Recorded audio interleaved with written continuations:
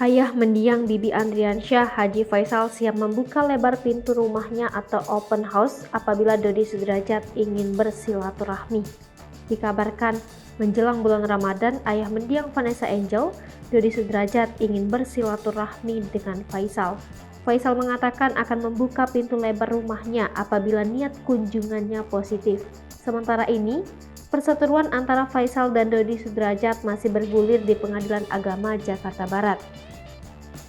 Keduanya masih berjuang untuk mendapatkan hak perwalian Galaskai. Terbaru di sidang hak perwalian Galaskai, Dodi Sudrajat menghadirkan saksi ahli, yaitu Yai Hamdan Rashid dari anggota Fatwa MUI dan saksi fakta yakni mantan pekerja Vanessa Angel. Untuk hasil akhir, Faisal dan Dodi Sudrajat akan menjalankan 3 kali persidangan. Gugatan Faisal terhadap Dodi Sudrajat telah resmi terdaftar di Pengadilan Agama Jakarta Barat dengan nomor perkara 3315-Perdata Gugat-2021 Pengadilan Agama Jakarta Barat.